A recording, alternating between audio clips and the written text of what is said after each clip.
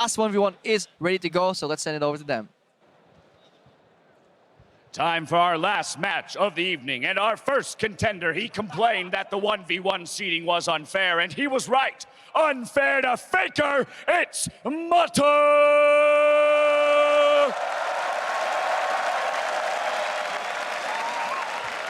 Y en el lado rojo, machacó al rey del mate y ahora ha venido a por el Mata Reyes.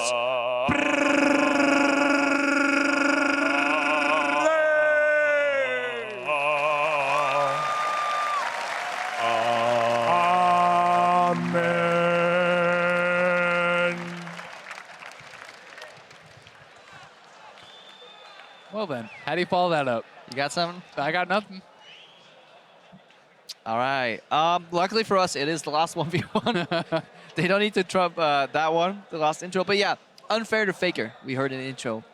Yeah, I mean, I saw in the highlights from yesterday, Faker was saying his masteries were messed up, but I mean, Mata was telling him, oh, no excuses, no excuses. I love how Mata was like, no, no, no. And we finally reacting. get an insight in the way Faker approaches his games. It's not just the Rift. It's all a big mental war game. Yeah, there you go. He's already lining up the excuses, you know? Come on, Faker. Even Faker blames like external sources. Yep, exactly. Teaches us that we can always blame our teams in solo queue. That's really the lesson to walk away with. Yeah, from All-Stars. All-Stars. Yeah. All-Stars, if nothing else, has taught us. You can blame your teammates. I mean, Yankos was in there a little bit, you know, halfway. Yeah. Shade at his team. Faker definitely, you know, making some excuses with the masteries. Wrong runes. I mean, maybe that's the key to becoming good at League of Legends. I mean, if European solo queue has taught me anything, it is exactly that. All right, I'm very keen to see what's gonna happen here. Mata versus PraY. They definitely can talk to each other. These are also super. Look at them, like Mata's hopping in his chair left and right. PraY is pretty much always smiling, so they kind of can bet your money on it that they will be talking to each other. Yeah, I think these guys are looking to have a lot of fun. I mean, Mata has really been one of the few guys who I think has really been embodying All-Stars. You know, really having a lot of fun with it, joking around. He's not taking anything too seriously, but he's also coming to play and performing, and that's kind of what we really love to see. And he's also just like really damn good player. Not just on support, like he's like a legacy player. If Faker didn't exist, then Mata could probably apply for best League of Legends player of all time. Who do you apply to? Huh? The fans. The fans? You apply to the fans? Go door to door, start knocking on doors, kissing babies. The court of fandom definitely decides that one. Sadly, no wards on this map, so Mata can't show. Yeah, we need a new mode, really. You know, 1v1 ward showdown. Yeah, exactly. Who can have the most vision control? It's two guys, one bush. Who can control the wards? It's like rock paper scissors with sweepers, wards, and control wards. Exactly. All right. It's like Minesweeper. Find the wards. Rengar eliminated. Somehow PraY thinks that Mata is going to whip out the Rengar. Well, Kalista is still available. 480 is off the table. I don't think we've seen Kalista yet, actually. No, we saw her at IWCA. Okay. Basically, where the approach they were taking was stacking up the Ren stacks on the creep. And when it's low, you kill the Q, and then obviously you kill the minion with Q, and then you transfer over the stacks to the opponent, hopefully behind it. Yeah, just max Q and E. You don't need points in W or ultimate. Yeah, don't have somebody to throw around. The one time you do want your support there. But it's been nerfed too much. I feel like Kalista significantly weaker. Yeah. Oh, well, it's going to get locked, so we'll see. Oh, Yasuo comes in. Oh, something. Mata hit the table so hard the camera got knocked off. Well, Mata's gone. He's actually been replaced right now. Is that Froggen right there on stage? No, it's still Mata. Well, it is going to be Mata with the Yasuo. Can he make magic happen twice in a row? This one is going to be very exciting. Oh, the crowd rallying behind Mata. It's really fun to see just so much personality kind of come out of him right there. He's just super excited. It's a good matchup too. It's very hard for Kalista because all our spells, yes, you can rend execute, but to set that up and both the Q, they're all projectiles. So wind ball is super strong. Yeah, it definitely is. But I mean, PraY, I think he's gonna have a lot more experience on Kalista than Mata has on Yasuo. I mean, Mata is rumored to have quite a few accounts that he plays in like different roles, as like role-specific accounts. Like, wouldn't be surprised if he's spamming like Yasuo mid or top. And PraY probably hasn't been playing too much Kalista lately.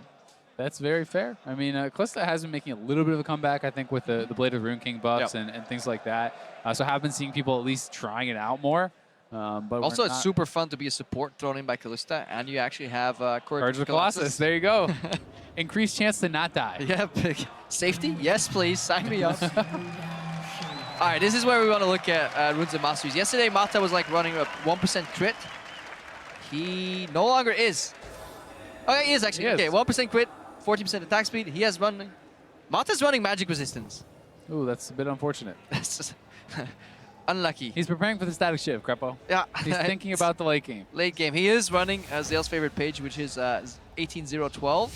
But he's not taking Perseverance. And I do kind of like Perseverance over Insight. It's like, how many times are you really going to get advantage out of the summoner cooldown? Like, are you really going to get in all in with your double summoners, then walk out, then get them back, and then all in right away instantly? But if you're as good as Mata, how many times are you going to be low enough for Perseverance? Ooh, there you go. Yeah, you Help just you, don't know? take damage. You know, If you don't take damage, maximize when you that get shield. to a certain skill level, the auto attacks apparently do not deal damage to your character anymore. That's fantastic. That's what it feels like playing against some players. PraY super standard 80 carry page, guys, but he is not running MR. Masteries, PraY is running 18-0-12 as well.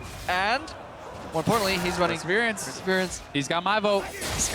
He's got the seal of approval from Azael. Perseverance for 1v1s. But we're looking at the screen here again. Mata full HP, PraY on 60%, so maybe the theory does apply. Yeah, I mean, it's definitely true. We'll see. PraY should hit level 2 here faster. Yeah, We'll see. 7 minion. First melee creep for the second wave, right there. Pop. But this is actually pretty scary, though. I mean, when Mata hits 2, it's a lot scarier because he could just dash in on him and look for the trades, then dash out. Oh, yeah, I really like the concept of like exit creeps on both Yasuo and Aurelia. And he also did an auto Q right after. God. This could be an all-in. I think PraY's in trouble. If he hits the Q, PraY's probably dead. Oh, it's a bad barrier. Oh, this is really going to be close. Friend? Oh, he's done.